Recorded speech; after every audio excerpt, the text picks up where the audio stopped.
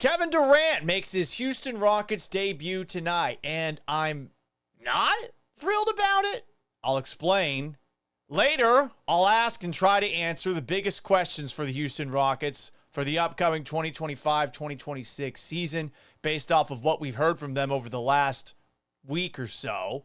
And on the Astros front, both Joe Espada and Dana Brown will remain Astros next season. Is that the right move? I'm Paul Gallant, and this is the Gallant Says podcast.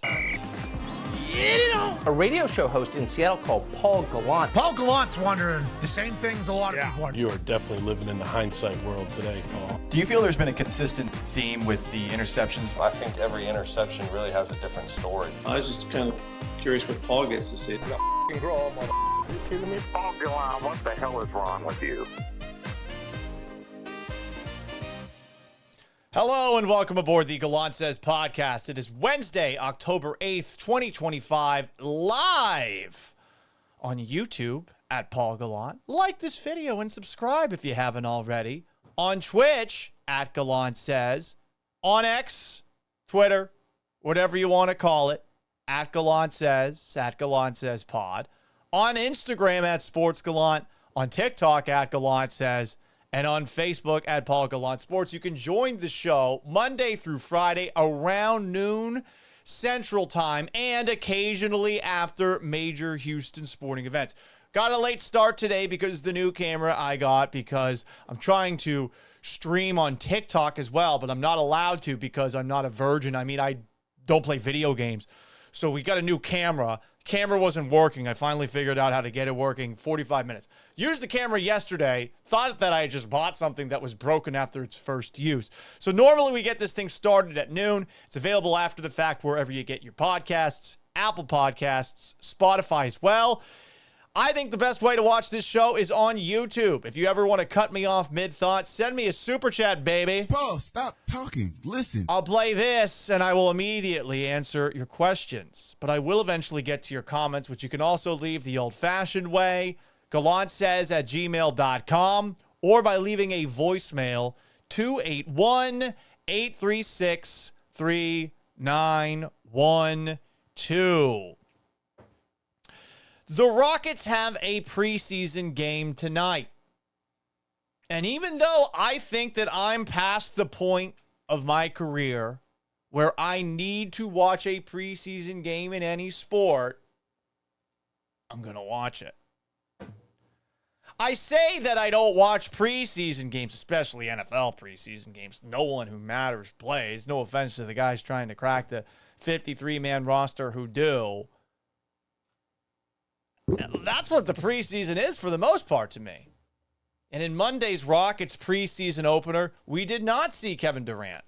But tonight, the Rockets will take on the Utah Jazz. And for a change, I will watch this game because even though it doesn't count and I don't need to have an opinion on it, and that having an opinion on that would make me a bit of a tryhard, I want to see Kevin Durant out there. Kevin Durant told Kay Adams on the Up and Adams show that tonight he intends to play.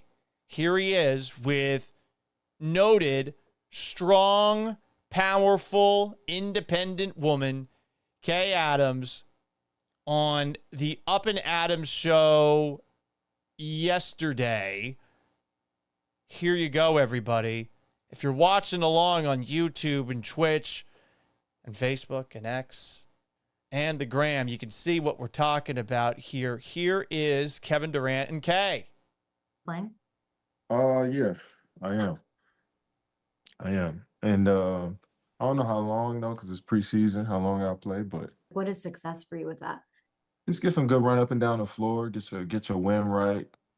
It's a different feel when you're underneath the lights and the whistle and the real game, you know what I'm saying? So I want to get that conditioning back.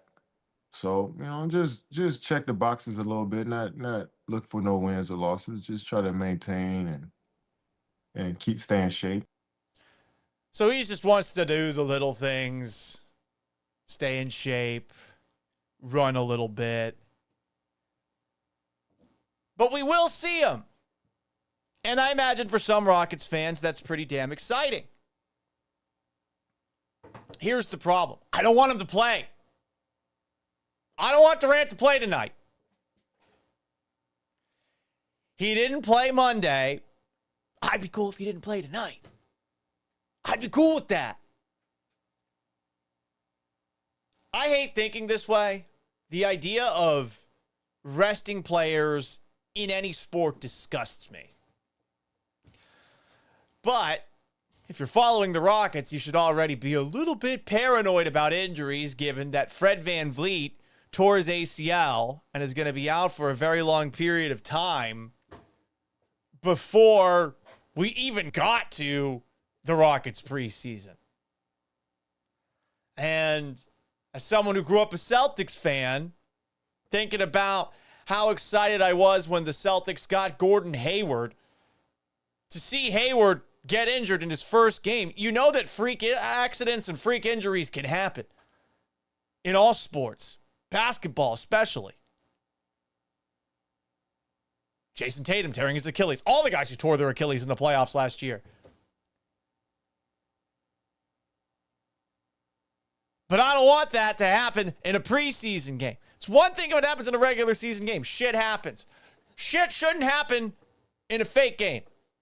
And Kevin Durant is 37 years old. He just turned 37. So this goes against a lot of things that I generally preach, because I hate how few games are played by the majority of stars across the NBA. But I don't want Durant to play tonight. I want Durant on ice until the regular season tip-off.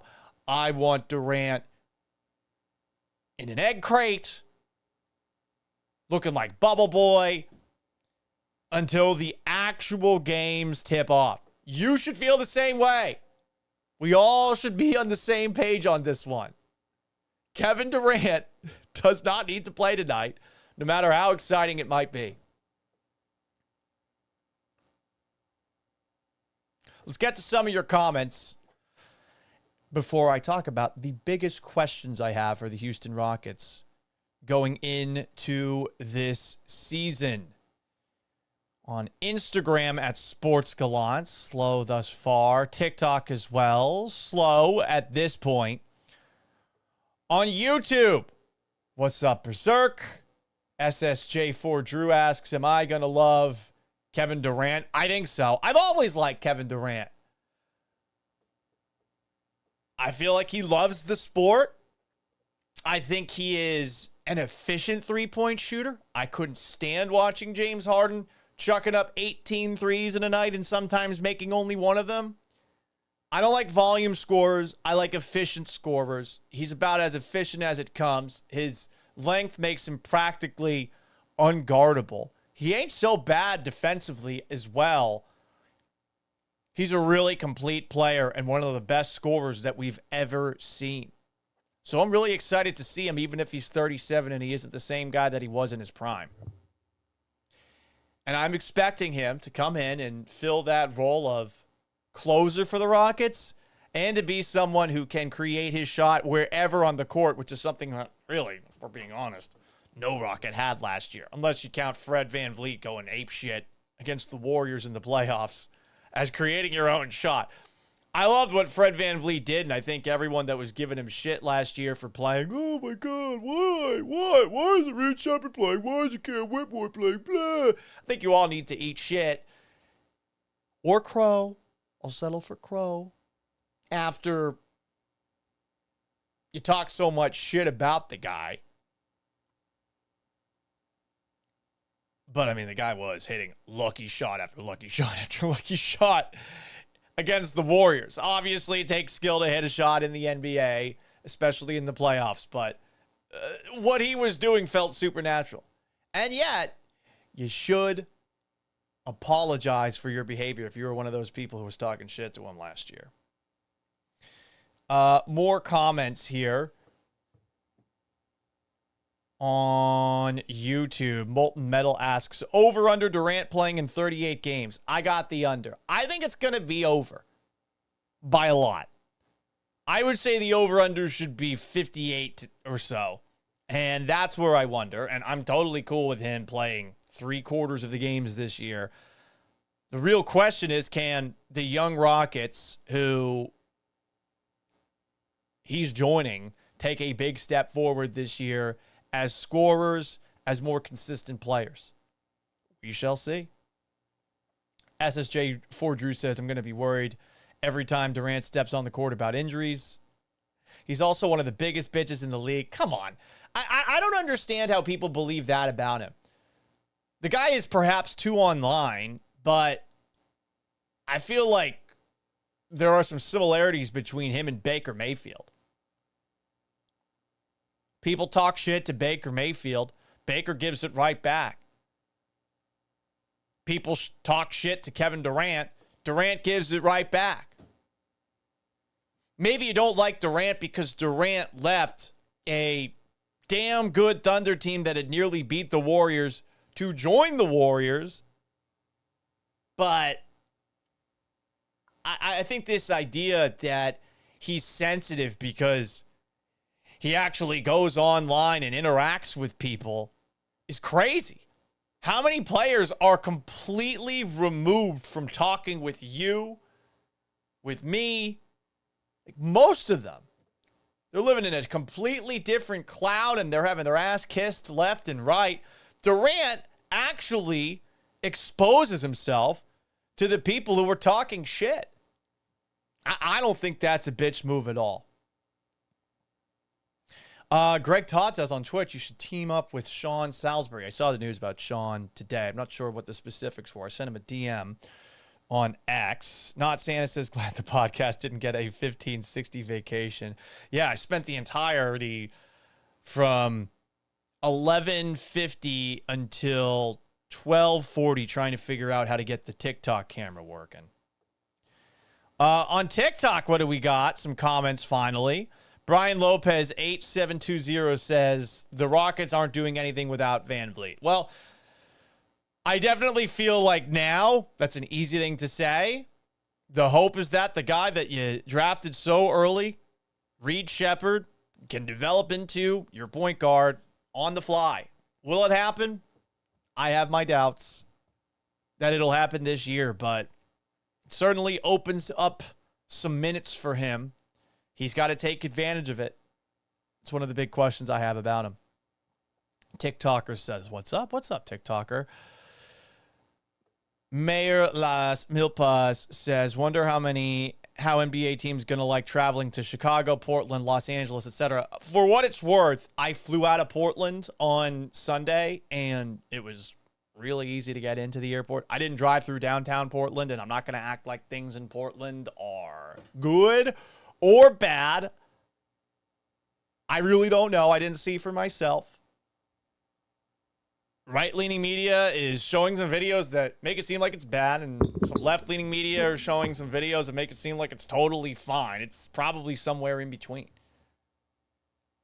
There's a little bit of gaslighting, I would say more probably coming from the left and the right-leaning people who are there. But, I mean, I feel like for an NBA player, the odds of you going into the parts of these cities that are deemed war zones, very, very low.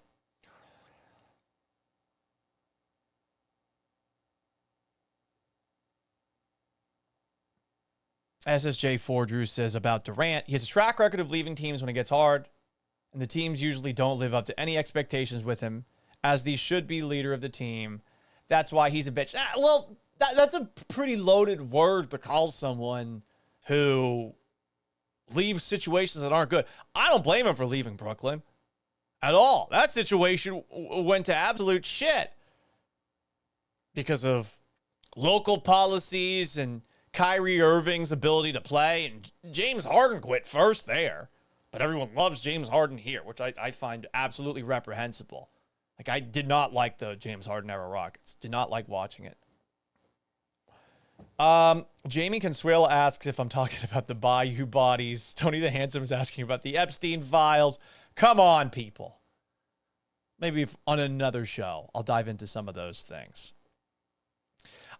Kevin Durant, though, making his Rockets debut tonight in the preseason, and I don't want to see that happen. I would prefer the debut happen in the regular season because I don't want a freak accident to happen in a fake game. In a regular season game, I accept that them's the break sometimes. Biggest questions for the Houston Rockets heading into this season. How much of an impact is Kevin Durant going to have? Ime Udoka said that he looks at Durant as a guy who will help the Rockets become more consistent offensively and help them close games. I believe that'll happen. Look, with the way things were for them offensively in the playoffs, where Jalen Green couldn't handle the extra attention he was getting, you needed to do something this offseason. You couldn't roll it back going into this season the way that both Ime Udoka and Rafael Stone, the Rockets GM, said at Media Day. No, like that was not a play. But luckily, Kevin Durant wanted to be here. He likes Ime Udoka from prior working experience, and Royal Ivey, the assistant coach, is one of Durant's best friends. So there were a lot of things that made this a not necessarily lock to happen during the offseason, but it's something the Rockets should have done. Will Durant be able to handle that extra attention in the way that Jalen Green couldn't? I mean, you'd hope so. The thing for Durant is he's so tall, he can shoot over everybody. But he's going to be getting a lot of attention in the playoffs, and it's really about the guys around Durant more than it's about him. How long will Durant be here? At Media Day, when asked that question, he said that he does expect to sign a new deal. Here he is last week at Rockets Media Day. This state, this city, so it feels right. Kevin, last season I got an opportunity to speak with you after the game. Oh, wait a second. Hang on. Wrong question. Wrong question there. 47:59 is where we're going. Paul, get your time codes right. By the way, I feel like a reporter was asking about a question that he had asked Durant last year. Anyway, more Kevin Durant. Do you see yourself signing a contract extension with the Rockets? I do see myself signing a contract extension. I can't tell you exactly when that'll happen, but I do see it happening. And just seeing the quick progression of this franchise from where it was right after that James Harden, Chris Paul era. Seeing when Ime got here and how he turned it around so fast. Then I have some connections here within the organization, people I work with around the league already. So it just felt organic and natural coming into the gym, getting be a Houston Rocket for the first time. So I always have respect for this coaching staff, this fan base, this state, this city. So it feels right. He said it feels right, and he did say that he expects to sign an extension. We'll see if that actually happens. I believe it will. I think that for Durant, it is important for him to get a title where it seems like he's done it on his own. He loves basketball, and while he might say otherwise, I'm sure he does care about how he's going to be remembered. And I think winning a title so close to where he played college ball as the quasi-leader of a young team with a lot of guys who I think work hard and do things the right way, since none of those guys are established stars, it does look, say the Rockets do go on to win a title with Durant, like Durant was the reason it happened. Now, historically, years later, we might say, no, it was actually Alperen Şengün. No, it was actually Amin Thompson. But I'm sure that is something that he thinks about. Said all the right things in that answer as well. And I really do think that just the Ime Udoka effect on the Houston Rockets has been the best thing that has happened to this franchise since the arrival of Chris Paul. And since it's been longer than a year before the main star got mad about it and tried to have Paul traded and had Paul traded like Harden fucking did, it's nice to see Udoka's had some staying power. Harden and Paul should have worked longer than it did. It should have. And that's all on Harden. And most people who are James Harden fans, I'm probably going to piss you off every single time I talk about him, but I just do not understand how you like them. I really don't. You should have standards. Oh, but look at his numbers. Okay, so you didn't watch him every night. Oh, I did. I had to. It was my job. It sucked to watch. It was brutal. Doris Burke was overkilling free throw merchant in the NBA Finals to the point that she's not even a part of the NBA Finals team anymore. But the original free throw merchant was James Harden with all his flopping and flailing. Hell, he took advantage of the landing zone foul where every single three he took, notice where his feet landed. They almost were always 1 to 2 feet ahead of where he shot. He would like fade back afterwards, hoping that he could catch a defender running into his legs and then perhaps drop on the ground. Remarkably durable player, both in terms of the ability to go out after the game and not be that hungover the next game that he played and still play well. And on top of that, with how limited his injuries were, you know, like he was out there every night. I'll give him props for that, but it was fucking horrible to watch. And the lack of defense he played was a disgrace. Oh, he was so good playing post defense. Oh, wow. A big guy is hard to back down when somebody similarly sized is trying to back him down. Wow, he's a great post defender. The post defense argument about Harden was this fucking stupidest thing that constantly came from Rockets fans. He's a great post defender. Shut the fuck up. Oh my God. Oh. Absolute worst segment of Houston sports fans, the people that actually liked watching that guy. Low standards indeed. Anyway, is Kevin Durant finally going to be happy here? I mean, you heard him say all the right things when asked about a contract extension. Here he is with my good friend, an old radio co-host, Vanessa Richardson, talking about his workplace here in Houston, one that on paper certainly seems a lot better than ones he's been in the past. But Ime coached you in Brooklyn and Team USA. Royale and DJ, hook 'em horns. Jeff, Steven, Josh. You have the chance to win, and you have the chance to win with people you really like and feel connected to. Is that important to you at this point in your career? Yeah, it's important. It's important, but to come to work every day and see those people and continue to invest in one another's personal journey and professional journey is always a joy. I always love it when people talk about journeys as far as their career goes. I suppose it's right. Especially in this business, is so much different turnaround every single year. You get new teammates, new support staff, new coaching staff sometimes, you know, so to build those relationships and keep those bonds is hard to do, you know, so grateful that we was able to, you know, all those names that you named, we were able to stay connected throughout the years, and it's brought us back together, and, you know, looking forward to going on this journey with him. So that's Kevin Durant. I think he's going to like it here.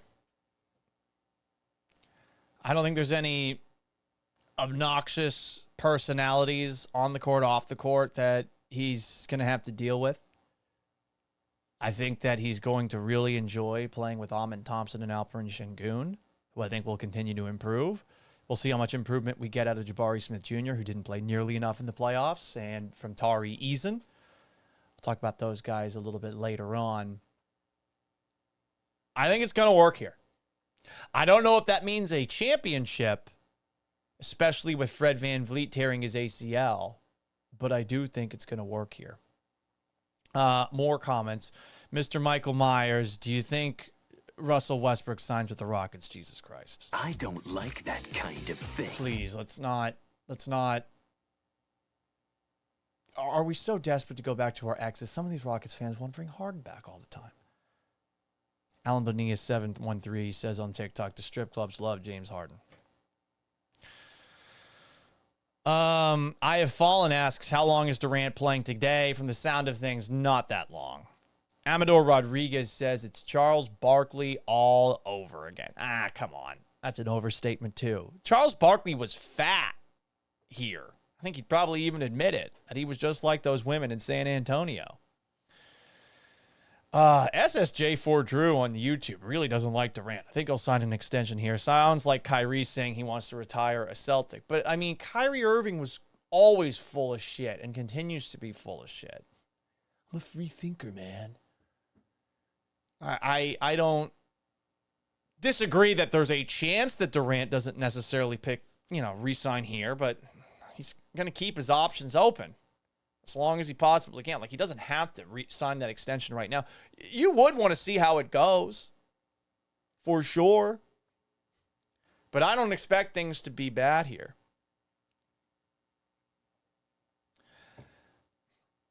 Tony the Handsome brings up that Scottie Pippen was actually bad here in Houston. Much more of an issue than Charles Barkley.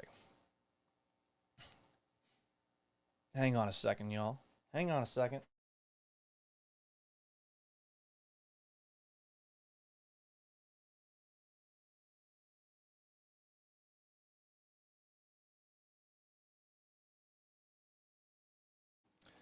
We unmuted the microphone successfully this time. How about that? How about that? Javi Goodtimes asks, will Durant be the last intro of the starting lineup? I mean, he probably should be. More questions for the Rockets entering the 2025-2026 season. Important to remember that Kevin Durant just turned 37, so I think you definitely have to set a limit on how many games he plays. Can we stop reminding people in their 30s how old they are? Did anyone see this moment with Jeff Green, who is still on the Houston Rockets at Rockets Media Day? I mean, this is bullying. This is age discrimination. I'm happy that we're in this position and, truly thankful. Jeff, you and Kevin have been in the league for almost 2 decades now. For the first... Sorry. All right, man. Go ahead. But for the first 10 or 15 years, obviously there's a trend. That is bullying. That is some fucking bullying. For the first 10 or 15 years. The funny thing is, too, there's so many people that are now starting to cover the local teams. And me, 36 years old, I'm looking at them and I'm like, oh, shit. Like, I'm way older than these guys. Their historical grasp of the sports that I follow is severely limited compared to mine. But if I talk about things that happened way back in the day, I will date myself and probably annoy people. Back in my day, things were this, things were that, but now things are something else entirely. But I'm with Jeff Green there. Don't fucking remind us of how old we are. Come on, be nice. Biggest questions for the Rockets entering the 2025-2026 season. Who improved the most on the top tier of Rockets talent this offseason? Is it Amen Thompson or is it Alperen Şengün? Thompson is going to be a wait and see kind of thing. At Media Day, he was asked about improving his range, how much better he's got on that front. Here is, in my opinion, the most athletic player in the NBA. Corner, and also how much will that open up your entire offensive game? Yeah, I feel like I'm very confident in my shot right now. So not just corner, but threes from, everywhere on the court, maybe not Curry range, but threes a lot more. And I know what my game is. I know my game is getting downhill, creating for myself and others. So I'm never going to get addicted to the three, but I feel like I'm confident in what I've been working on. So corner, and also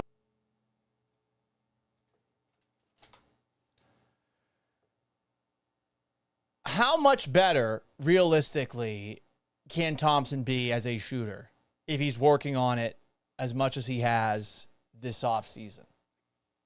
Truly. How much better can he get? I think this is going to be a multi-year process for him to be somebody who can actually shoot from outside with consistency.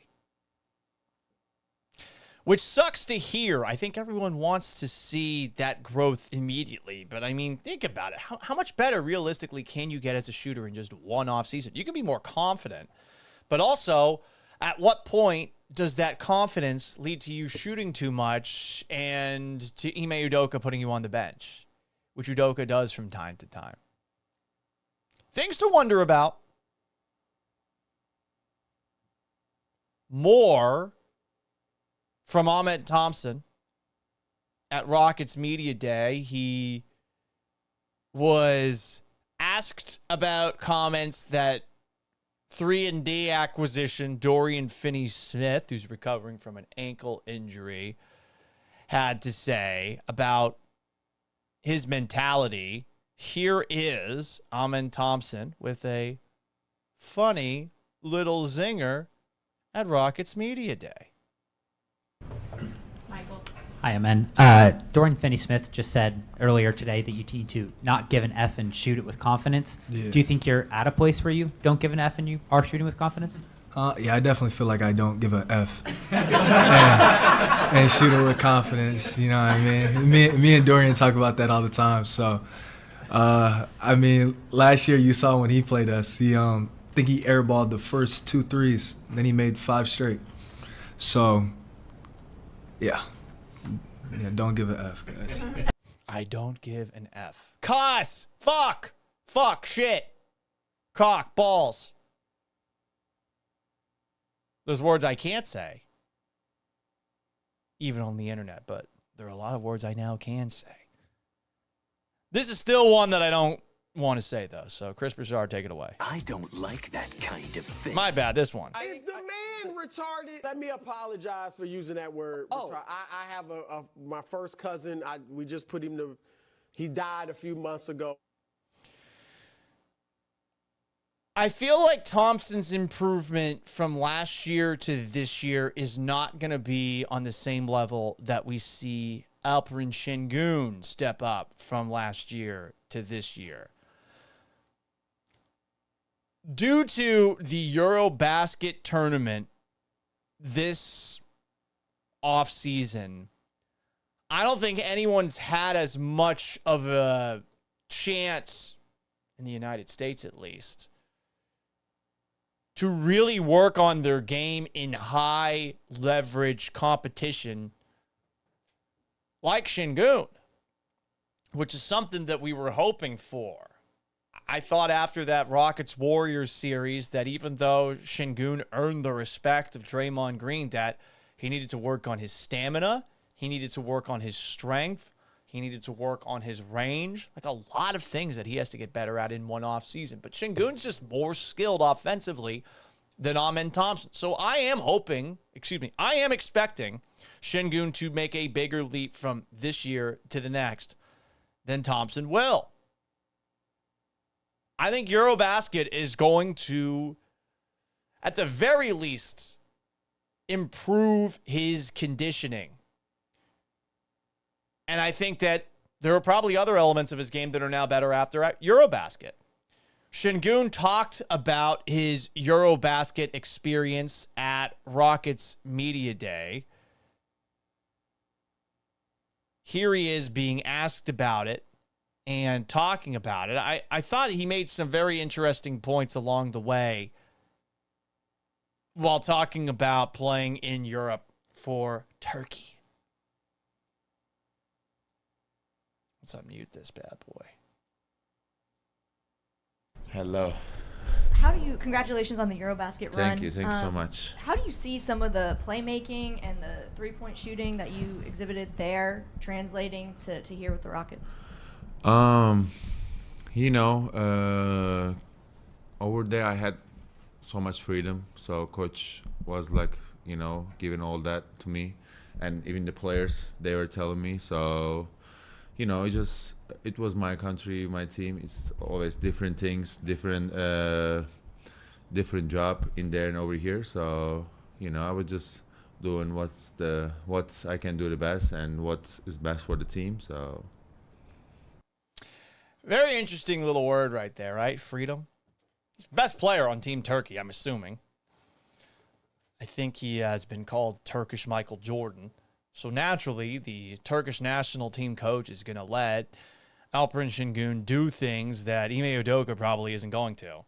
And I know there's a lot of Turkish Rockets fans out there who are really Turkish Şengün psycho stands, some of them. Like there's a part of that fan base which is just fucking annoying online. If you've gone on Rockets Twitter, you've seen them, where these people believe that Şengün's development is more important than the Rockets developing as a team. They think the Rockets basically just say, all right, let Şengün do whatever he wants, like it's the national team. But it's the National Basketball Association. There's guys on the Rockets who maybe aren't quite as all-around skilled as Şengün, but he's got to play within a team. He's got to play defense. If he gets benched from time to time, that's because Ime Udoka is trying to make a point.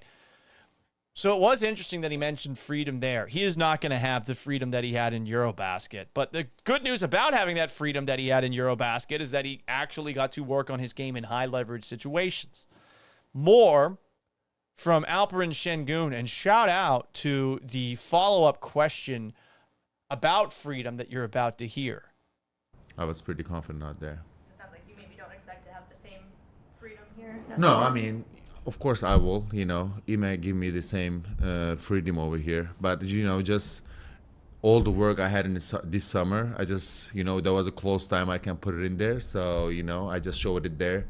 So that was a kind of, Eurobasket was kind of practice for me to come over here for a huge season, So I was testing what I can do over there and at the same time win the games. So I wasn't just trying to do too much. I was just trying to do normal, so I can see what I can do and show it over here when I come back.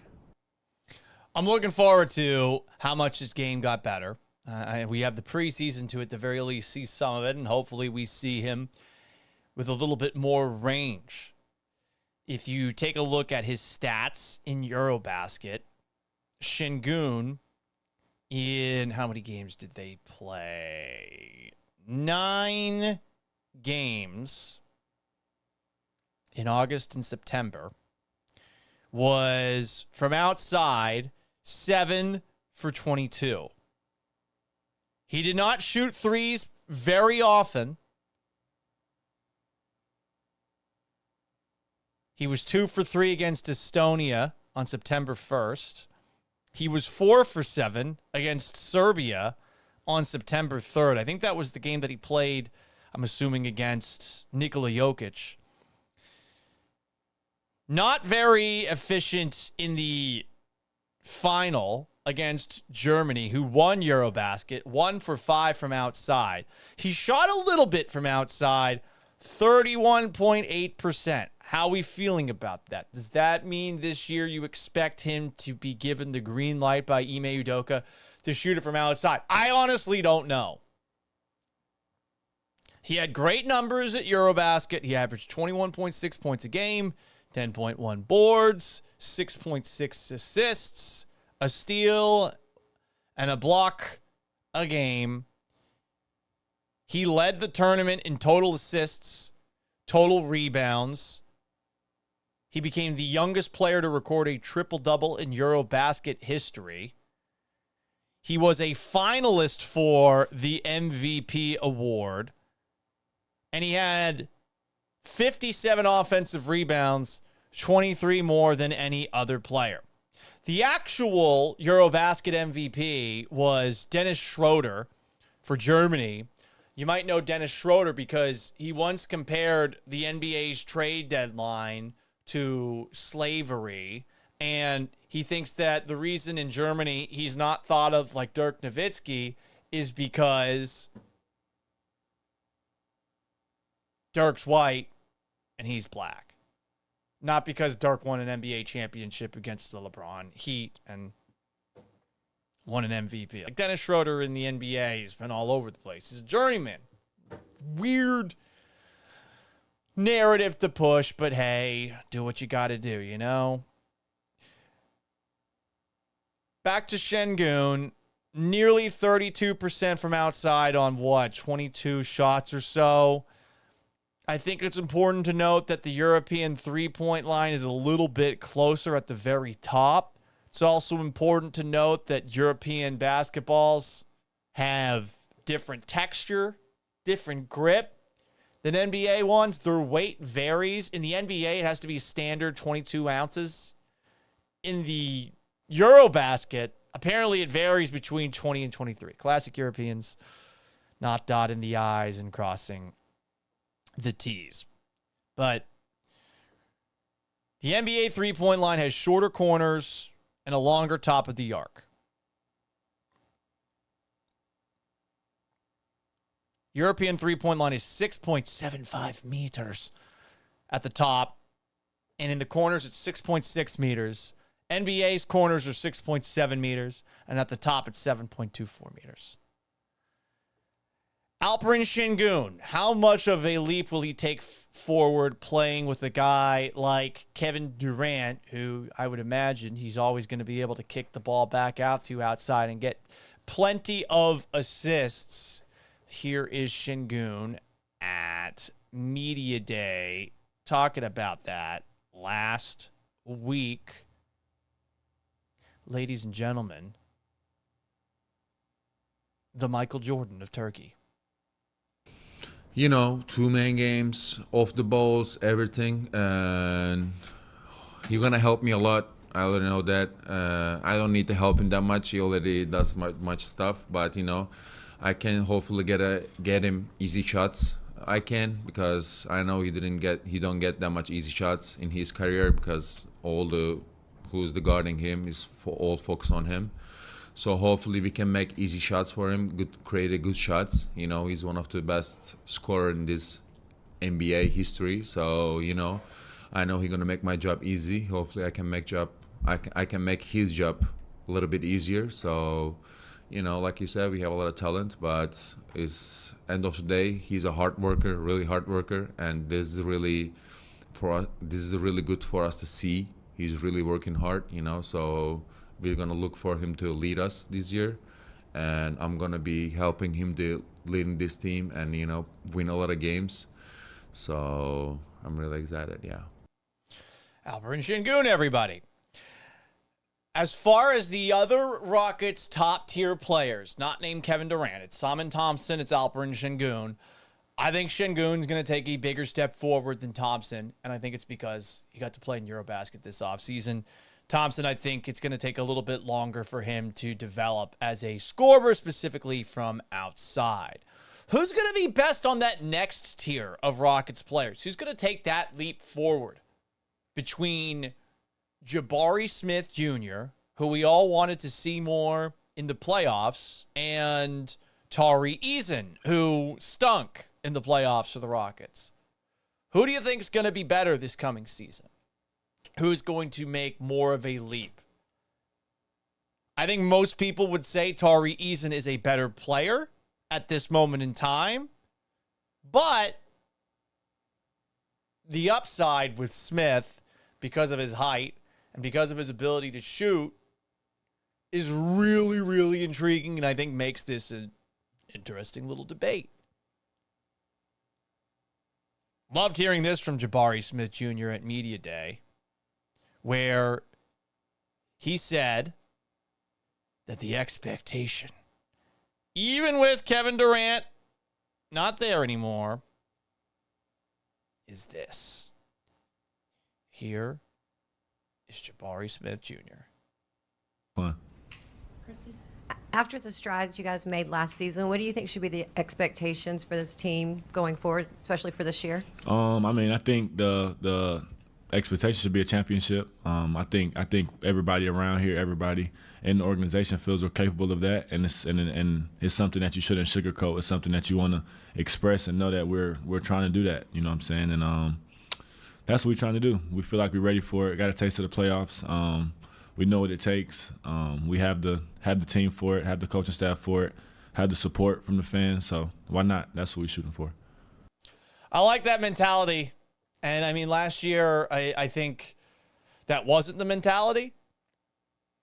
But, you know, you can win during a rebuild. You should be striving to win during a rebuild. I think tanking culture, which is a plague upon us because of the fucking Sixers, makes a lot of people think, no, if you're not going to win the title, what's the point? Try to get the best draft picks you possibly can. Just reprehensible, the line of thinking.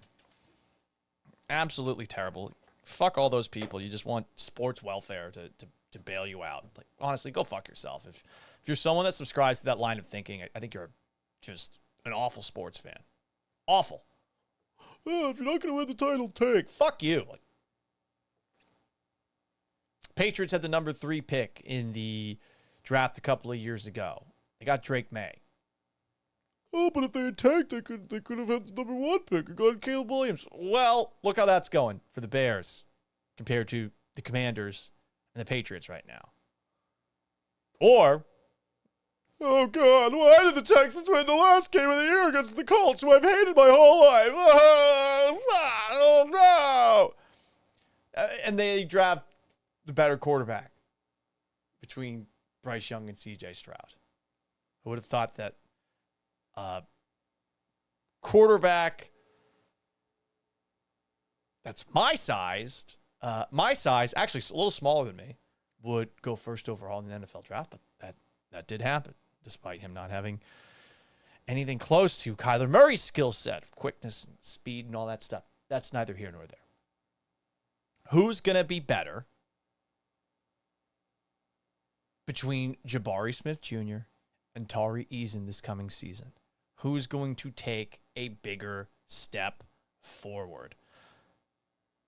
Tari Eason had some very interesting quotes over the last couple of days. At Rockets Media Day, he brought up how he's got a bit of a chip on his shoulder. He thinks that he didn't get enough credit to this point in his career. Here is Tari Eason, everybody. As my mouse dies.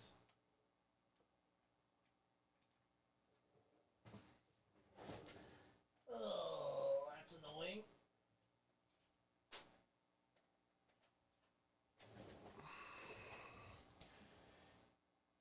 Here is, hang on a second, Rockets player Tari Eason at Media Day last week.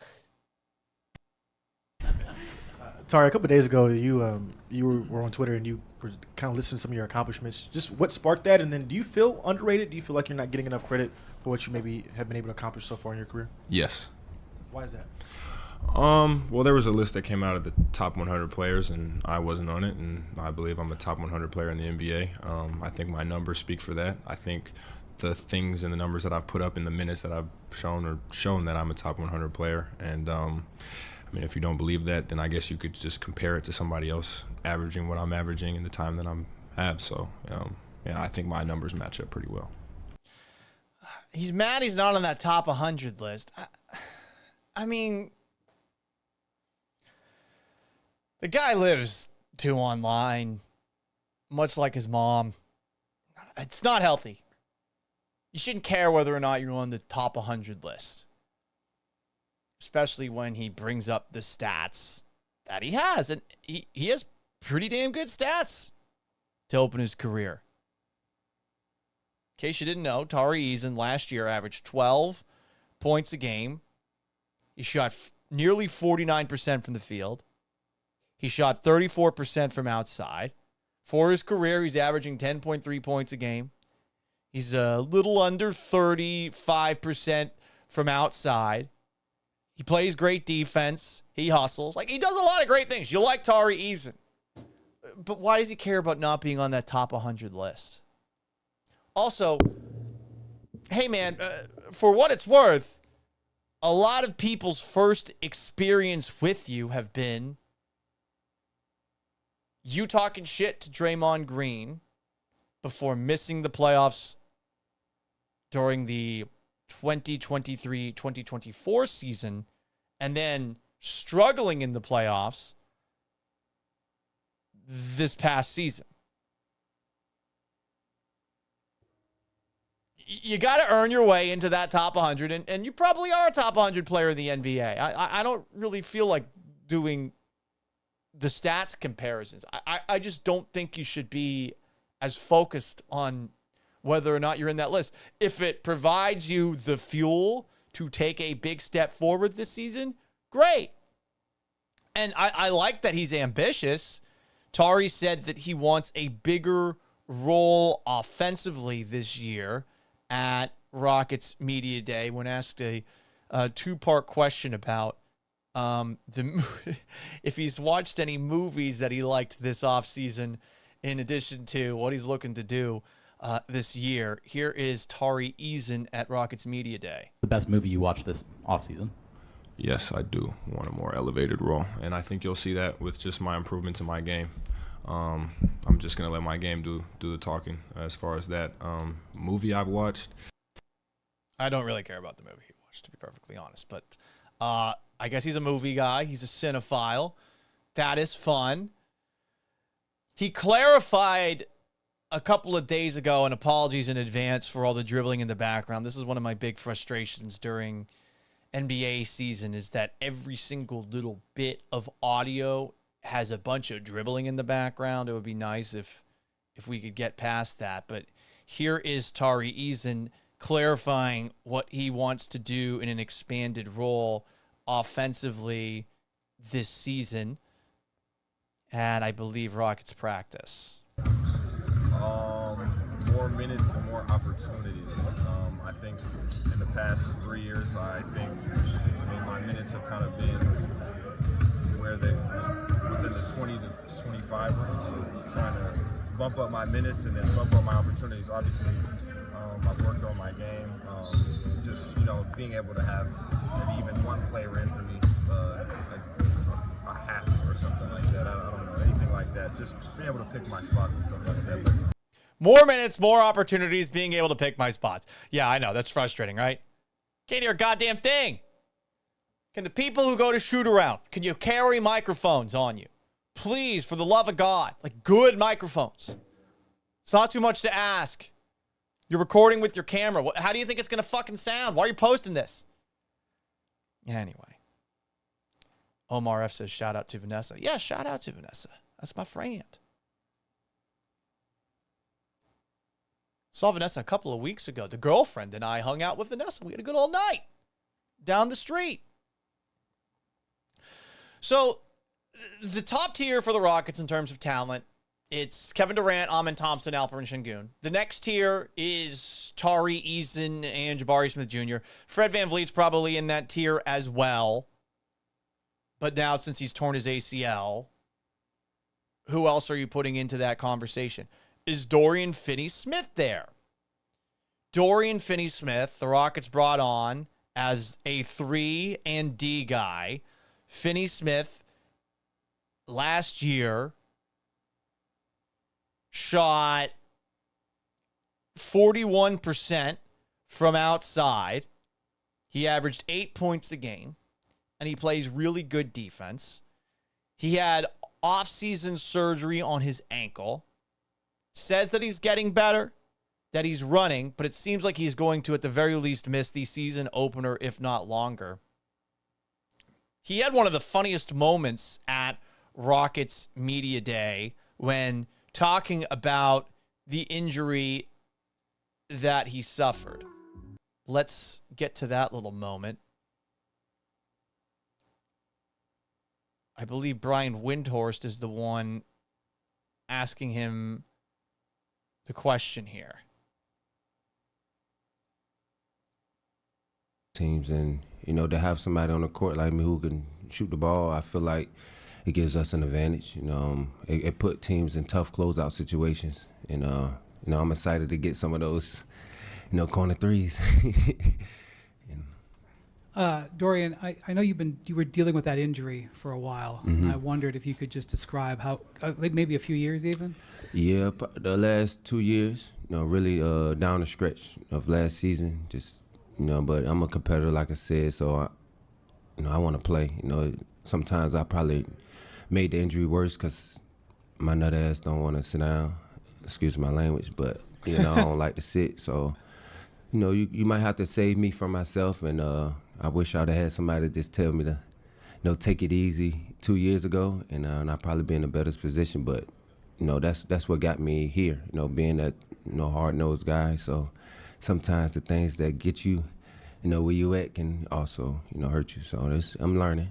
Sometimes you gotta listen to the body. I don't think Udoka is the guy to make Dorian Finney-Smith perhaps be a little more careful out there, just given the kind of mentality that Udoka wants everyone on the Rockets to have. But in case you missed that little moment with Brian Windhorst, let's play that clip again, because he said something pretty funny there. In the league, what is it about this team that made you look at it from the outside? On the court like me, who can. Here we go. Goodness gracious. You were dealing with that injury for a while. Mhm. I wondered if you could just describe how, like maybe a few years even. Yeah, the last 2 years, really down the stretch of last season, just but I'm a competitor, like I said, so I want to play. Sometimes I probably made the injury worse because my nut ass don't want to sit down. Excuse my language, but My nut ass don't want to sit down.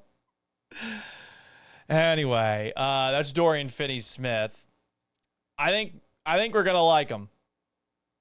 I think he is going to be a fan favorite once he actually gets out there on the court. Here's another funny moment from Media Day where Finney-Smith talks about his role. He wants to be the primary defender going up against every team's best player. Amazing, and I'm excited for this year. But as far as my role with the team is just be who I am, and that's a communicator. Try to help it as much as I can, especially on the defensive end. I know I played a bunch of vet guys. I probably can help, men, and with some of his defensive assignments, probably give him a break, or probably fuss with him because I'm gonna want to guard the main guy. But just be who I am, shoot the ball when I'm open. I like that he might be competing with Amin Thompson about who guards the best player. Some nights, maybe Thompson won't be the best defender in the league. Finney-Smith takes over. Some nights, Thompson's probably going to sit out or maybe be hurt too. So you hope Finney-Smith is good to go at some point later on in the year. More big questions for the Rockets going into this season. How far away is Reed Sheppard from being on the same tier as a guy like a Jabari Smith or a Tari Eason or even a Dorian Finney-Smith? Is that something that he's ever going to reach? Hell, even Steven Adams or Clint Capella, the guy you brought in after his time here back in the day to potentially give yourself more opportunities to run the double big lineup. Ime Udoka said that Sheppard took a nice jump during the offseason. What that means, we shall see. He's going to have plenty of opportunities to play. Sheppard said at Rockets Media Day his confidence is at an all-time high, especially when it comes to his confidence in his body. Here is Reed Sheppard at Rockets Media Day. Confidence level at, considering now you're going to have to take on even more of an expanded role and be more involved in the playmaking with Fred out? No, I mean, my confidence is right now is at a all-time high. I feel really comfortable with where I am in my body, and just being here the last month, just continue to get in the gym, get stronger, kind of getting the hang of things with the guys and just kind of getting the flow and the chemistry. So I'm really excited, really looking forward to the season. How does he look younger than he was last year? He looks younger. So that is Reed Shepherd. Look, only way for us to... There's no way to know whether or not he's taking that step forward until we actually see it in action. There just isn't. I'm hopeful, but I'm not even necessarily cautiously optimistic. I'm not expecting him to take that next leap. I think that his size is going to hurt him. Great three-point shooter, potentially. Great defender. But he ain't big. Can a player of his stature play in today's NBA? I don't know. I really don't know the answer to that. I am glad Cam Whitmore's gone. I'm so tired of the other annoying faction of the Rockets fan base. There's the psychotic Şengün stands from Turkey who think that the Rockets are a vehicle to help Şengün unlock his potential more than they think that he's a part of a team. But I'm glad Cam Whitmore's gone. I get that he has talent, but I'm so fucking sick of hearing people like, why isn't Cam Whitmore playing? Like, can we give it a fucking rest? Like, he clearly didn't buy into the team. Whitmore said that he felt he deserved to be on the floor every game, but his defense wasn't up to par, he said in an interview for The Athletic, now that he's with the Washington Wizards. Hey, that's at least honest. But it was really annoying hearing a very large segment of Rockets fans online constantly bitching that Cam Whitmore wasn't out there and that the Rockets were misusing him. Whitmore might be good someday, but is he going to be a good player on a winning basketball team? I don't know. Biggest questions for the Rockets entering this season. We only have a couple questions left. We're close to having complete faith in the current structure. Ime Udoka, Rafael Stone, hell, even Tillman Fertitta, Patrick Fita, right? I mean, we got to be pretty damn close. Ime Udoka got an extension. I imagine there's a chance that Rafael Stone gets an extension. I'm not the biggest Stone fan. I think he's got a bit of an ego, and I don't think he was particularly qualified when he took on the job, just given what his background was. But hey, he was down the hall from Daryl Morey. I guess he was a sponge. Şengün was a great pick. Thompson looks like it was a great pick, among others. Eason and the trade that they made to get all those picks that they did. They didn't swap Harden for Ben Simmons. I mean, there's been a lot of things that he did where he wasn't pressured into doing something fucking stupid, like a lot of GMs across the league seem to be. So I give him a lot of credit, especially considering I was probably one of his biggest detractors. But they are feeling themselves. Both Udoka and Rafael Stone claimed that they were not shopping Jalen Green. I saw someone else on the chat say, I'm kind of happy about Jalen Green being gone. Yeah, same, man. That's from Truth on TikTok. Yeah. I don't think Green really fit in with what the Rockets and specifically with what Ime Udoka was trying to do. But they were claiming they weren't shopping Jalen Green and that they weren't shopping Dylan Brooks. Udoka said he was fine bringing the team back from last year, that they were not shopping Green or Brooks. Quote, it was what became available and who wanted to come to Houston, end quote. Per Rafael Stone, Durant was an opportunity that the Rockets couldn't pass up. And you got to hear this moment, this interaction between Rafael Stone and Brian Windhorst, who is the preeminent NBA reporter. And everyone likes Windy. Stone gets chesty with him. It's pretty funny to hear. This happened about 7 minutes or so into the Rockets Media Day press conference. I'm sure this is the first time that Brian Windhorst has been to Houston to cover the Rockets in a very, very long time. Stone showed some stones here. Team. Good morning. Rafael, could I ask where the organization is with Kevin's contract situation?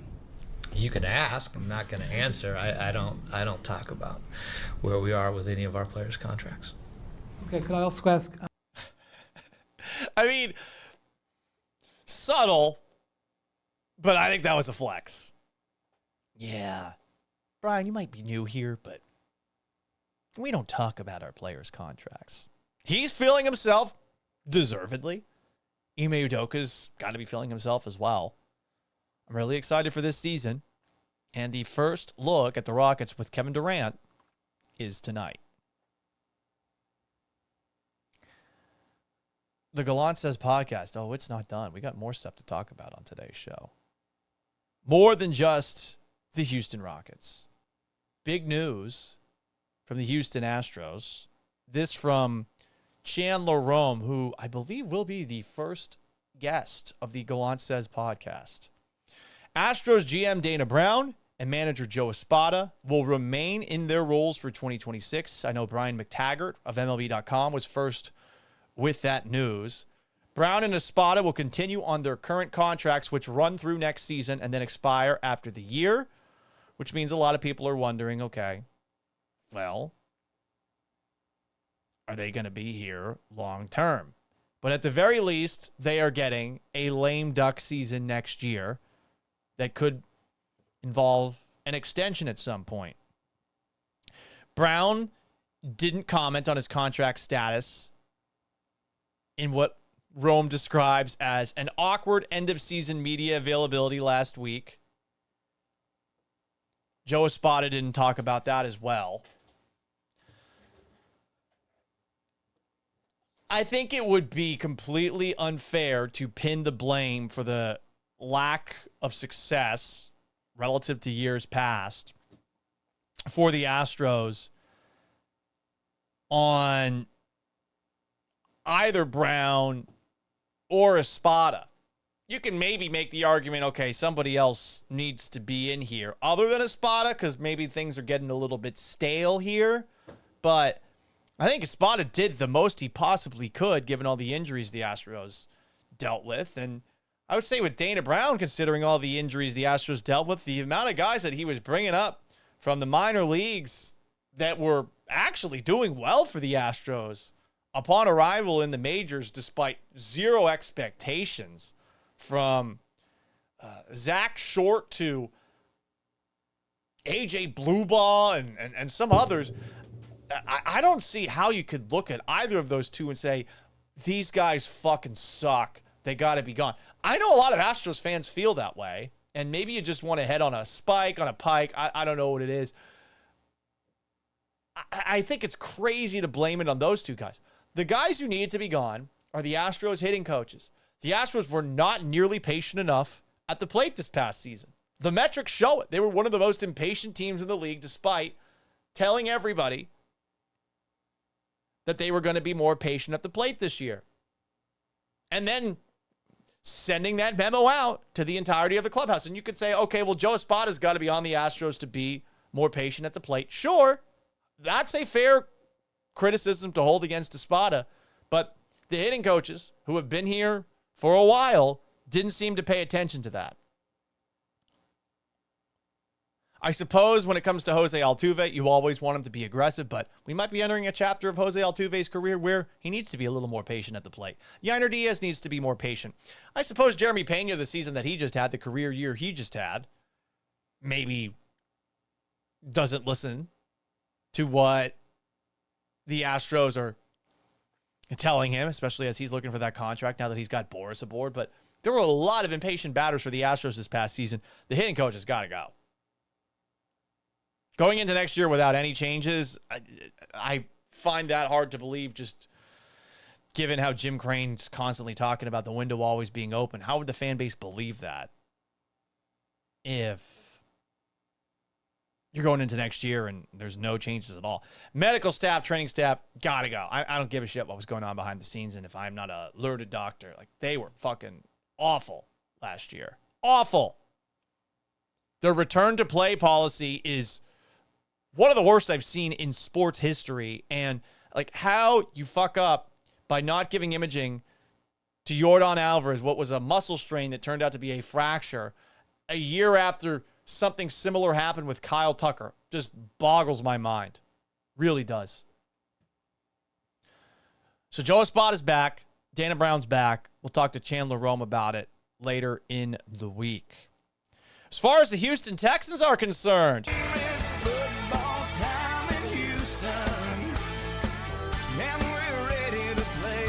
CJ Stroud is the Houston Texans' future, right? CJ Stroud was also the AFC Offensive Player of the Week.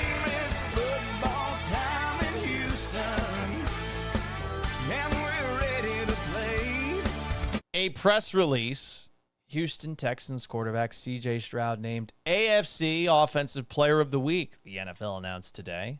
This marks Stroud's third career Player of the Week honor, following a standout performance in Houston's 44-10 win at Baltimore, where he completed 23 of 27 passes for 244 yards and 4 touchdowns, earning a 143.9 passer rating. Stroud's 4 passing touchdowns tied for the most in the NFL in Week 5. While his passer rating ranked second across the league, his career best 85.2% completion percentage was the second highest in the league in Week 5, the highest of his career, minimum of 20 attempts as well. He also had the longest rush of his career, a 30-yard run, which he capped off a drive that featured that 30-yard run with a 10-yard touchdown pass to Nico Collins. 44 points is the third most points of any team scored in the league this year. The most points scored in Week 5, the highest road point total in franchise history, and it gave the Texans their first ever win at Baltimore. Through 5 games, Stroud's completed 70% of his passes for 1,076 yards and 8 touchdowns. So we're basically a third of the way through. He is trending towards, still not a great season statistically. It'll be a little over 3,000 yards, 3,200 yards or so, and 24 touchdowns if we're doing the math here. But his completion percentage and touchdown total are 4th in the AFC. And over the last 2 weeks, he's 45 of 55, 81.8% for 477 yards, 6 touchdowns, and a 139.2 passer rating. Both completion percentage and passing rating lead the NFL.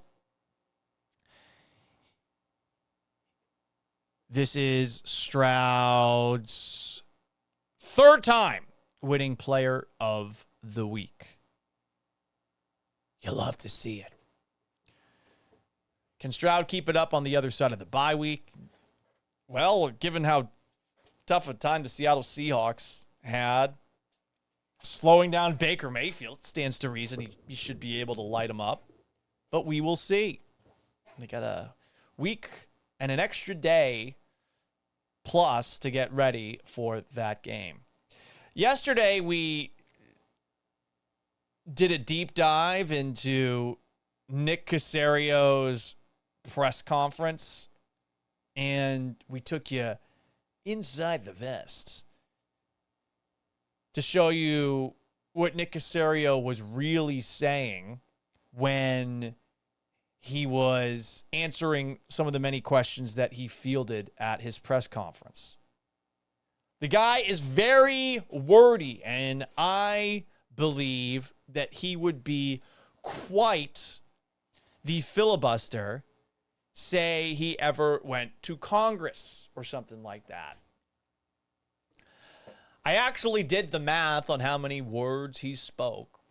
Per Texans transcripts, he used 4,171 words to answer 24 questions during a 25-minute and 44-second press conference.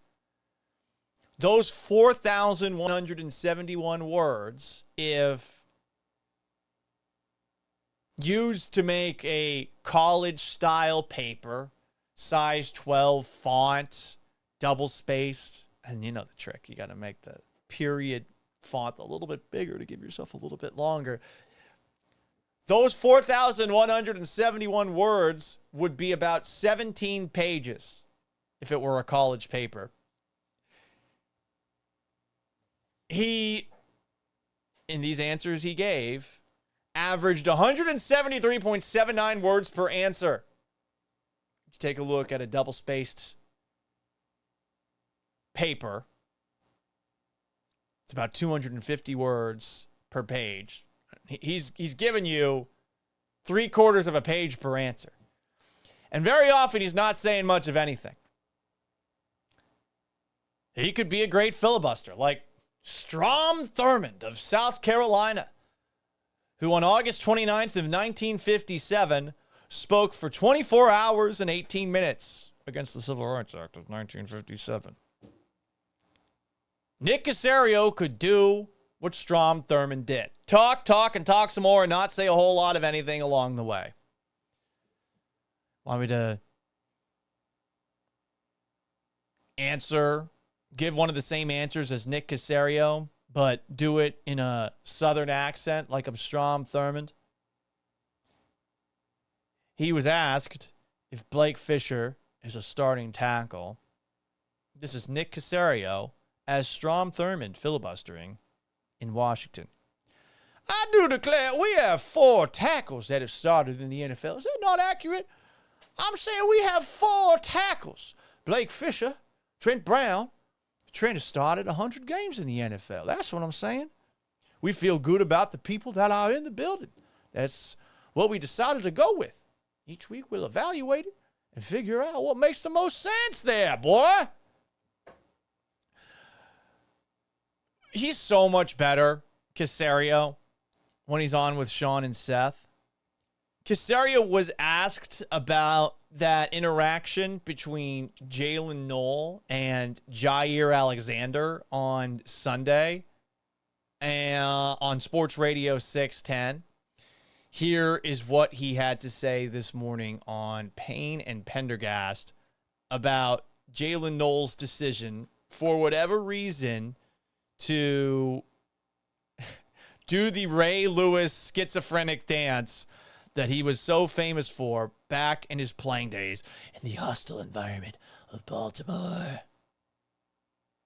We want the players to be excited when they score. I would say discretion sometimes is the better part of valor. I mean, I love Jay Noel, but I mean, that was an asinine move. So hopefully he can come up with a different dance next time.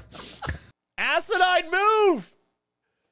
He shows so much more personality when he's on with those two.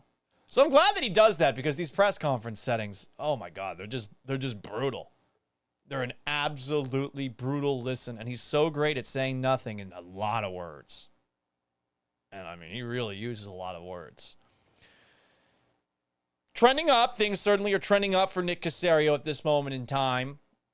I do think it is interesting to note that both C.J. Gardner-Johnson and Kenyon Green, who were part of the Texans off-season trade, they're both now on the Ravens practice squad. Anyway, guys, every single Wednesday, back in the day when I was doing the radio show, we would do a little segment called Soft Boys. So, in case you've never heard the theme song that we had for Soft Boys back in the day, by back in the day, I mean like a couple of weeks ago. Here you go. And eventually we'll have some sort of fancy graphic for this.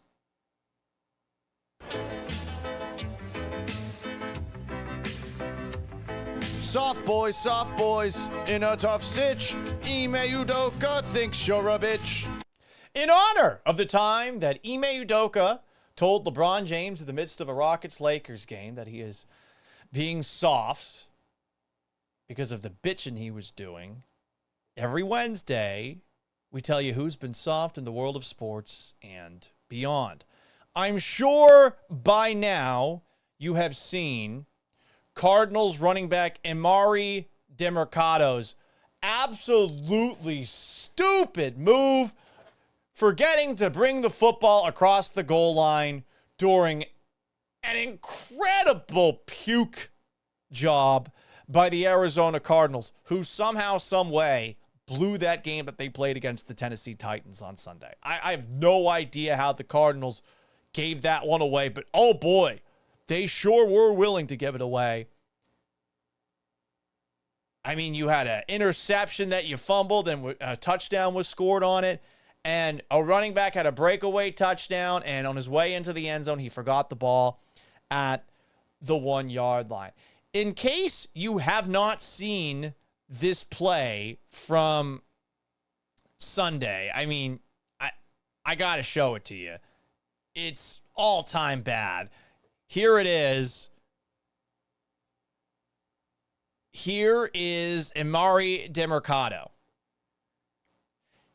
He's at the 40. He's at the 50, the 40, the 30, the 20, the 10. And he lets the ball out of his hands right before he crosses the goal line. I mean, just a mind-numbingly stupid play. It happens far too often. I, for the life of me, do not understand why these players don't have the ball firmly against their body as long as they possibly can, specifically when all you got to do is take 2 more steps with the football because it's so heavy. How much does a football even weigh? I actually don't know off the top of my head. Football weighs 14 to 15 ounces. Man, that's a lot. Carrying 14 to 15 ounces for 70 yards or so, that is a lot. All-time dumb play. And you see Demercado on the sideline being consoled by an offensive lineman. If you have any sympathy in you, you feel bad for him because you know how much of an idiot he felt like after that happened. Jonathan Gannon, head coach of the Arizona Cardinals, got right up in Demercado's face, shoved him. Now he's wearing a pair of shoulder pads. He has a chest plate. In a video that you can't even find on social media anymore because the NFL keeps on filing copyright reports against anyone who posted that clip. NFL's been doing a lot of cover-ups this year. There was a tush push that was clearly a bunch of false starts by the Eagles that they filed copyright reports against. They deleted that post that implied Tom Brady was getting extra access as an owner of the Raiders in some of these broadcast pregame interviews that he does. He's been doing a lot of censorship tactics this season. But Gannon looks like a complete asshole in that moment. Is he justified? If you were in Gannon's shoes, you would be equally angry. Given how angry I was before this show began for 40 minutes trying to get this fucking TikTok camera right here to work, I empathize with Gannon's anger. Because the camera should have fucking worked. I just got you 2 days ago. One day you work, next day you don't. 40 minutes of trying to figure that out. If you have a football in your hand, you should run it all the way into the end zone and carry the football across the fucking goal line. I can get it why Gannon's so pissed off there. Cardinals are a mess. They've been a mess forever. Gannon's thinking about his job security, and here's this bozo on a breakaway touchdown forgetting to carry the football into the fucking end zone. But the problem is for Gannon here, you could tell Demercado knew in the moment he fucked up. And I think that Gannon was told about the reaction to what he did in that game because someone caught it on the sidelines.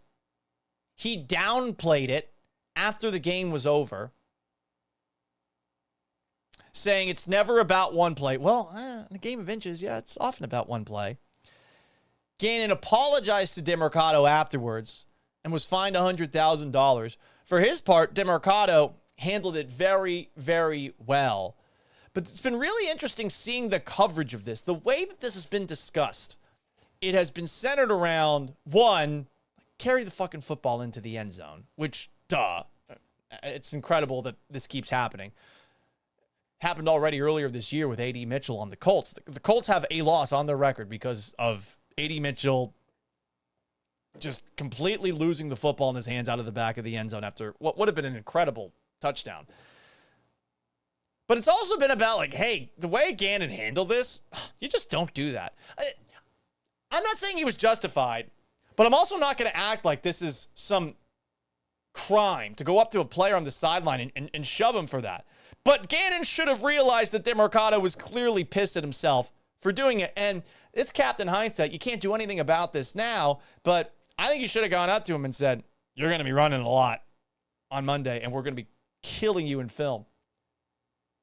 Tap on the shoulder, move on, and bench him for the rest of the game. And maybe you cut him on Monday. Did he need to go over there and shove him and unload on him? Back in the day, no one cares about that. Today, people do. And if you're on a Cardinals team that is struggling, you see a moment like this and the genie can't be put back in the bottle. You're struggling, and this coach looks like an asshole. Even if he needed to be an asshole to remind someone of something so obvious to carry a football over the goal line, you can understand how some in the locker room are like, hey, man, what did that do? You shoved him. He's looking practically suicidal out there. So I wonder if the Cardinals are going to can him. I saw that there was some letter that was written by Cardinals fans to Michael Bidwill. Multiple paragraphs saying that we're done here. We will see if Gannon's not for long in Arizona. But I think the coverage of this has been interesting. There's been a lot of people pointing the finger at Jonathan Gannon. And while Gannon shouldn't have done what he did, I don't think it's as bad as it's being made out to be. Because Gannon's semi-justified. That's something that should never, ever happen. Got some comments here. The Count of Monte Cristo. Oh, what's up, man? Did you achieve vengeance? Dan Paul, I used to listen to you on 610 years ago when you had the... hang on a second. When you had the PM show. What are you doing now? I was doing an afternoon show at ESPN 97.5 and 92.5. I got laid off about a month ago. So for now, every noon, we do the Gallant Says podcast. Count of Monte Cristo continues. I don't even live in Houston anymore, but hearing your voice takes me back to the good old days. Super chat from Texas Tag. Shout out to you, sir. Paul, stop talking. Listen. I appreciate that. Soft Boys continues. It's okay, Count of Monte Cristo. I'm sure the next journey will be the best journey. By the way, did anyone know that Joe Mixon did this in college? Joe Mixon did this once and completely got away with it. He fumbled the ball clearly before the end zone in an Oklahoma-Ohio State game. And look, Joe Mixon did something horrible in college to the point where I don't know that he should have had an opportunity to play professional football for a living. I don't see how you justify that, what he did to that girl. But hey, whatever. This was actually a more undraftable offense by Joe Mixon. This play made my blood boil. I remember seeing it in the moment and thinking to myself, this guy clearly fumbled the ball. In case you never saw it, here is Joe Mixon's infamous kick return against Ohio State, where he clearly would have taken it to the house had he not, at the 2-yard line, left the ball behind him. He got away with it.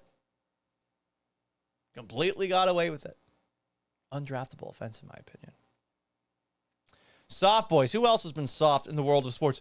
The Jerry Jones middle finger saga has been a pretty soft story, no? Jerry Jones was fined $250,000 for flipping off a Jets fan in the midst of Cowboys-Jets. If you did not see said clip, here it is. I mean, we've seen Bud Adams do this before as well, former owner of the Oilers and former owner of the Tennessee Titans. I think it was in a Titans-Bills game. Here is Jerry Jones from his box. Thumbs up, middle finger, pointed at one guy. Very quick middle finger. Very clearly a middle finger. And then a finger point at the person he's directing the middle finger towards. He was at MetLife Stadium with a bunch of Jets fans who are subhuman crack addicts. I say that because how the fuck do you still watch that team and brag about loyalty? Like, it's embarrassing. You're addicted to a low-grade crack.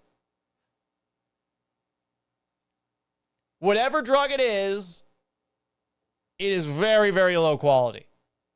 How the fuck are you addicted to that? How? I'll tell you how. Like this. These are dirty, dirty people. You're dirty people, Jets fans. These are dirty, dirty people. Ugh. So anyway, Jerry Jones, fined $250,000. Free Jerry Jones. Do you guys want to pay his fine? I'm kidding. Had a hilarious spin zone on 105.3 The Fan, the best station in Dallas. Pull the tickets better. No, Gavin Spiller runs 105.3 The Fan. Here is an interview that the morning show on 105.3 The Fan, I think it's Shannon RJ, did with Jerry. This is just a fantastic follow-up question by Shan Sharif. Let's get to the moment in the interview. What was it, about 11 minutes in or so? Here is Jerry Jones' wild spin zone for the middle finger that wasn't actually a middle finger in New York.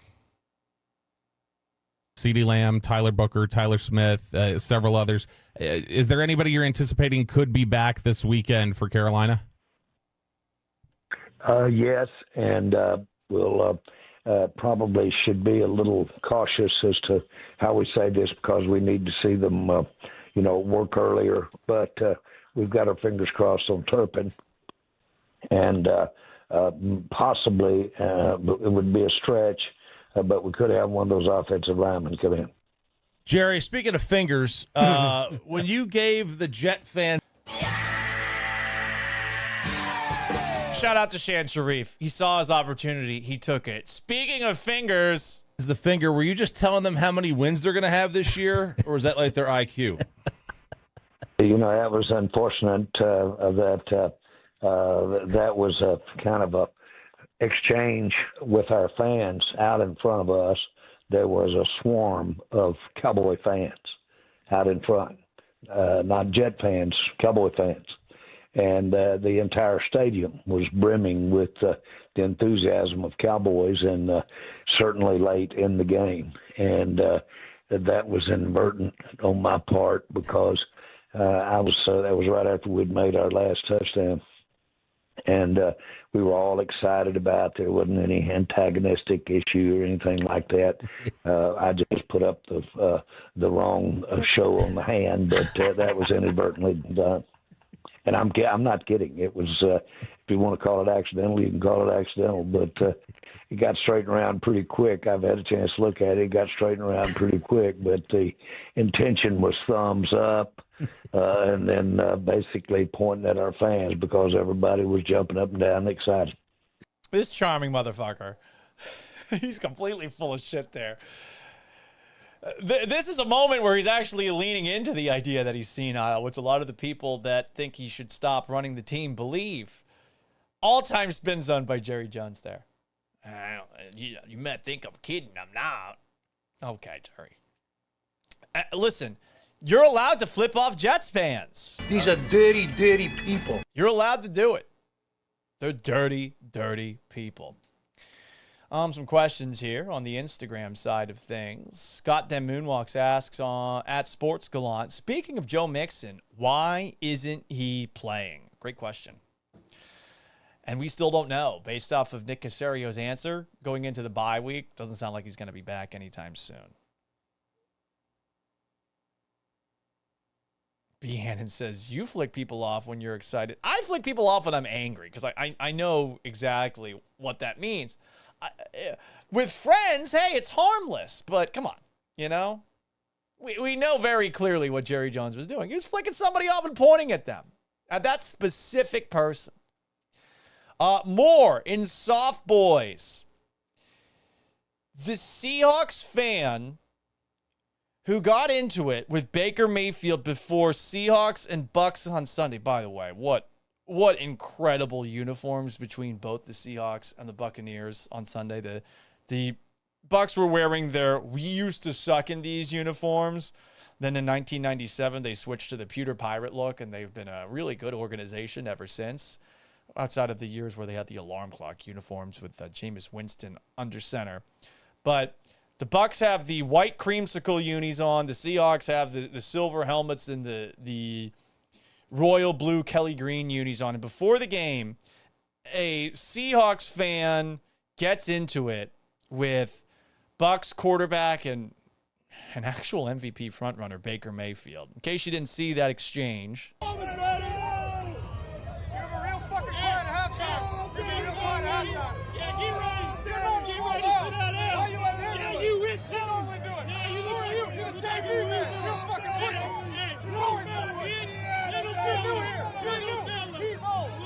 My favorite part of that is where Mayfield says, "You're a pussy. You've always been a pussy." Hell yeah. By the way, what Kevin Durant does on Twitter is a lot what like Baker Mayfield does online and in person. For all those who hate Kevin Durant. Weird kind of double standard. This was an awesome moment.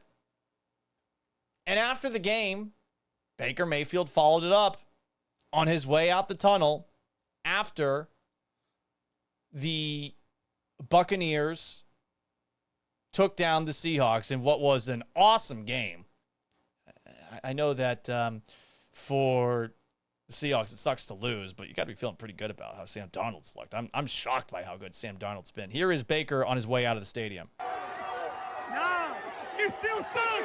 You still suck. You still suck. You still suck. You still suck. What a comeback. I mean, he was awesome. Tore your team apart, but you still suck.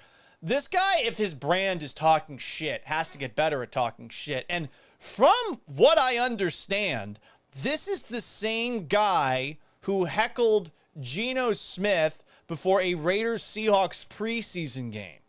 Geno, in his return to Seattle, called him, I guess, a bust on the same level as Jamarcus Russell, which is fucking crazy. Geno Smith was good in Seattle. He was good. He was good for the first time in his career. Was he great? No, but, I mean, to follow up Russell Wilson coming way back to earth with Geno Smith, who would have seen that coming? One of the reasons that John Schneider's pretty damn good at what he does, and now he's on to Sam Darnold. We'll see how long Darnold actually looks like a good quarterback, but based off of fan reactions and eyewitness accounts, the Seahawks fans who verbally chirped at Baker Mayfield is the same one who held up that sign, "Big or bust, Geno or Jamarcus," which prompted Geno Smith and his teammate Max Crosby to flip him off in a preseason game. It's the same guy who really sucks. And I like that Baker Mayfield, after this game was done, wasn't done. Much like he wasn't quite done with C.J. Gardner-Johnson after that stupid moment of shit talk that Gardner-Johnson had during Texans-Buccaneers a couple of weeks ago in Monday Night Football. Baker Mayfield posted this to his Instagram account yesterday about the Seahawks fan who you can see, my mouse cursor is pointing at him right here. The caption of this post reads, "Name the time and place." The same guy that Baker Mayfield told on his way out before beating the Seahawks in what used to be a very tough place to win. "You're a pussy. You've always been a pussy." He also drops that. Name the time and place. So this shit-talking fan, who's clearly not very good at the shit talk, It's not funny. It's not creative. It's just like low IQ, Chris Broussarded. Is the man retarded? Let me apologize for using that word. Oh. I have my first cousin. We just put him to. He died a few months ago. It's inbred dissing. This guy has to fight Baker Mayfield. And if he doesn't, he's a pussy. And he should change his handle to massive pussy.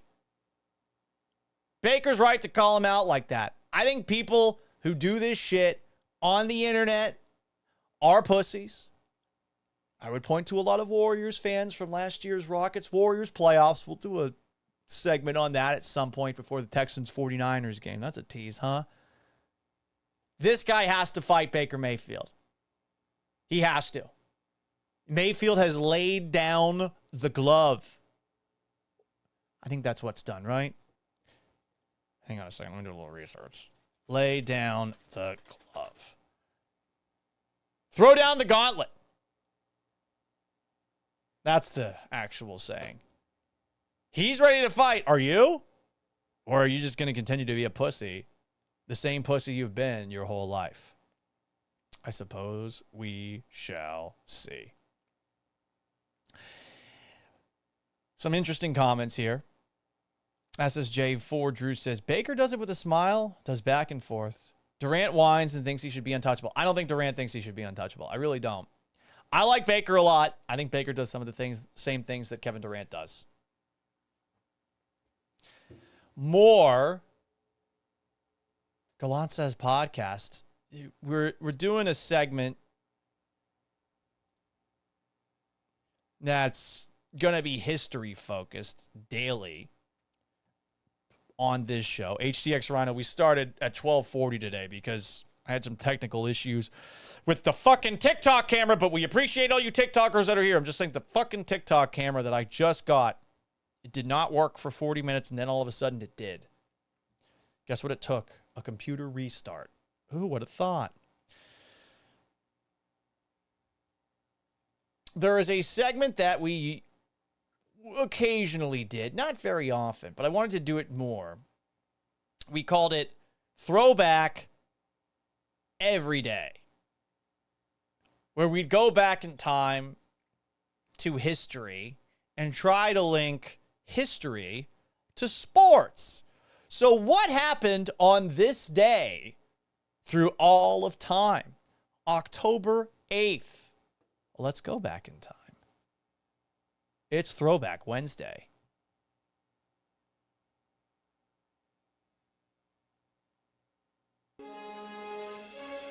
Let's go back in time. My story begins in 19-2.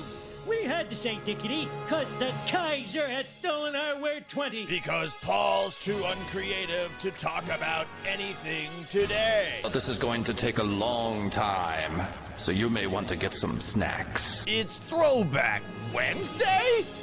Indeed it is. Throwback Wednesday. What happened today in history?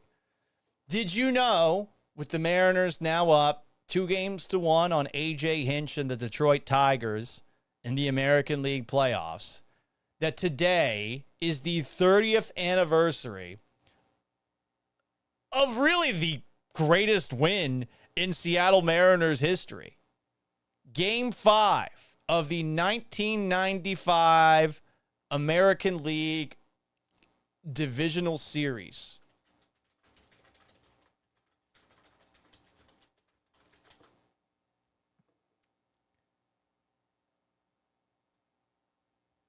The man that you were about to hear the voice of is the late Dave Niehaus, who was the Mariners' play-by-play guy from their first season in 1977 through 2010. This call is probably the most beloved call in the history of Seattle sports. Here it is. I'm sure this video is going to get copyright struck for this because Major League Baseball hates it when you show something that they own. But iconic moment 30 years ago. Could the Mariners advance to the American League Championship Series on the anniversary of this monumental moment? They would love a base hit into the gap, and they could win it with Junior speed the stretch. And the 0-1 pitch on the way to Edgar Martinez. Swung on the line down the left field line for a base hit. Here comes Joy. Here is Junior to third base. They're going to wave him in. The throw to the plate will be late. The Mariners are going to play for the American League Championship. I don't believe it.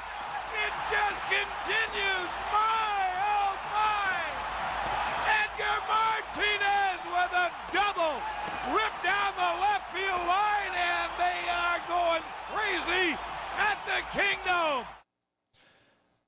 Awesome call. If you're a baseball nerd, this book, Art Thiel wrote it, was a fantastic read. I took a lot of post-it notes when I was up in Seattle covering the Mariners for a couple of years. I even have a DVD. It's I think, the four most important games in Mariners history in Game 5 of the 1995 American League Divisional Series against the Yankees, so the Mariners beat, is in it. Edgar Martinez scoring Ken Griffey Jr. on that double. Great call by Dave Niehaus. R.I.P. Legend. So that happened today in history. What the hell else happened today in history? We're just going to roll through it really quickly. We had a couple of king-offs back in the day. 314 AD, the battle at Cibele. West Side, Roman Emperor Constantine the Great defeated East Side, Roman Emperor Licinius. So the West and the Eastern Roman Empires fought each other once. Battle of Cibele.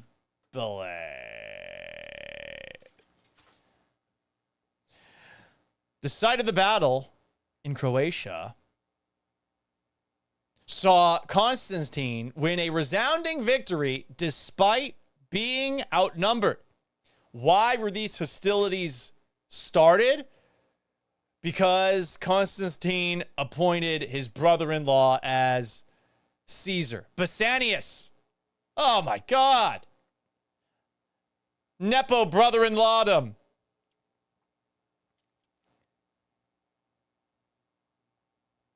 And I guess this guy, Senecio, there's this guy by the name of Senecio, who was an associate of Licinius, that Constantine demanded to be handed over. So Constantine didn't get Senecio. So he marched against Licinius. And I really do not understand any of this. I'm going to have to, some of these I'm actually going to have to do a little bit of research before. But yeah, we had the West Roman Empire and the East Roman Empire fought against each other in Croatia back in the day. Should have gone on Yacht Week instead. 876, another king battle. The battle at Andernach between East Frankish King Louis the Younger, who defeated West Frankish King Charles the Bald. The Franks, by the way, that's what the French were before they were the French. Charles the Bald, that's just an unfortunate name, and then you lose the battle. Charles the Bald. The picture of him right here, he doesn't look that bald. Anyway. Also today, the Great Stand on the Ugra River in 1480. Big battle between the Mongols and the Russians. Looking this up on Wikipedia, too. The Great Stand on the Ugra River. A standoff in 1480 between the forces of Akhmat Khan of the Great Horde and Grand Prince Ivan III of the Grand Duchy of Moscow. So the Russians stopped paying the Mongols tribute. Khan led an army towards Moscow, stood on the bank of a river, but never engaged with the Russians. The Mongols tried to cross the river once. They failed. No fighting happened. And the horde basically disbanded because they couldn't cross the river. So I guess this is the biggest moment in Russian history where they started to push the Tartars out. We're like the horse riding people of Russia, and this allowed for Russia to grow as a nation, I guess. 1633, today in history, Massachusetts Bay Colony formed its first government. which led to the Patriots and the Red Sox. In 1775, officers barred enslaved black people and free black people from serving in the Continental Army. So the Patriot is inaccurate, unless they made some changes a little bit later on in the war. Historically, we certainly made some mistakes as a country. 1871, the Great Chicago Fire. It burned the original Emancipation Proclamation. I guess Chicago's always been a little Chirac-ish. 1918. Whoa, this one's amazing. October 8th, 1918, Sergeant Alvin York kills 25 Germans in a gun nest. What? Holy shit.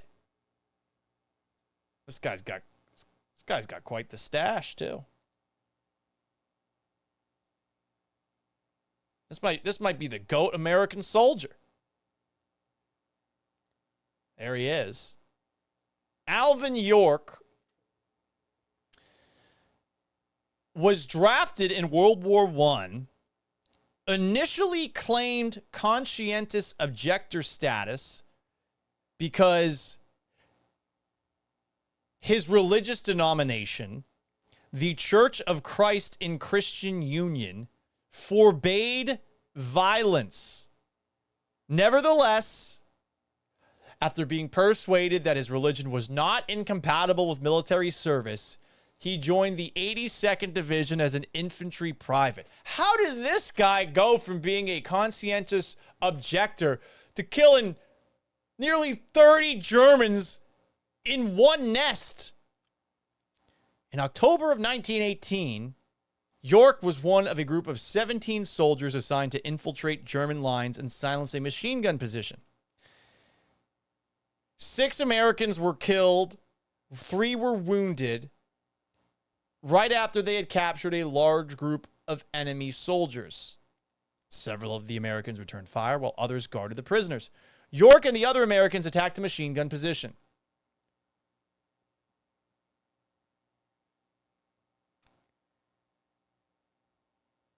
He won the Medal of Honor for what he did. His memory, quote, "The Germans got us, and they got us right smart. They just stopped us dead in our tracks. Their machine guns were up there on the heights, overlooking us and well hidden, and we couldn't tell for certain where the heavy fire was coming from. I'm telling you, they were shooting straight. Our boys just went down like the long grass before the mowing machine at home. Our attack faded out. We were lying down about halfway across the valley, and those German machine guns and big shells were killing us." So York, I guess, moved to a more advantageous position. They got behind the Germans, overrun the headquarters of a German unit, captured some German soldiers, and during the assault, York killed 28 men. He also captured 132 with this attack. He got promoted to sergeant, he got the Distinguished Service Cross, and he eventually got the Medal of Honor. Incredible. Guy goes from being a conscientious objector to the war, potentially not even fighting in World War I, to winning the Medal of Honor, and, again, killing 25 Germans in a gun nest at once. 25. Jesus. Incredible. What else happened today in history? October 8th, 1967, Che Guevara and his men were captured in Bolivia. I feel like I only see communists and hipsters wear that shirt, and I don't know shit about Che Guevara, other than like he had a beret, and I guess everyone thought he looked cool or something. But how many people actually know, about him? And today in 1993, Howard Stern released his first book, Private Parts. So there you go, guys. That's going to wrap up today's edition of the Gallant Says podcast. This was a 2-hour fun show. We did a lot of talk about the Houston Rockets previewing their season. We're going to try to shrink this show a little bit in the future, but we appreciate everybody who stopped by. If you ever have a question for the Gallant Says podcast, send me an email, gallantsays@gmail.com, or give me a phone call, leave a voicemail, 281-836-3912. You can join me live weekdays at noon on a variety of different platforms on YouTube at Paul Gallant. If you haven't already, please like this video and subscribe to my channel. On Twitch at Gallant Says, give me a sub if you haven't already. On X and Twitter at Gallant Says, at Gallant Says Pod. Please follow me on both. On Instagram at Sports Gallant, give me a follow if you haven't already. On TikTok, smash that like button, give me a follow too if you haven't already. And on Facebook at Paul Gallant Sports. It'll happen occasionally after major Houston sporting events as well. For clips of the show, Instagram, TikTok, and X and Twitter are your best way to get it. It's also available after the fact wherever you get your podcast. So if you haven't already, subscribe, rate, and review the Gallant Says podcast on Apple and Spotify. If you roast my ass, I'll read it.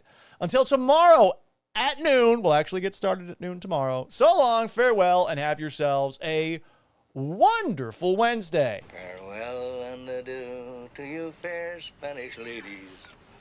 Farewell and adieu, you ladies of Spain. Peace!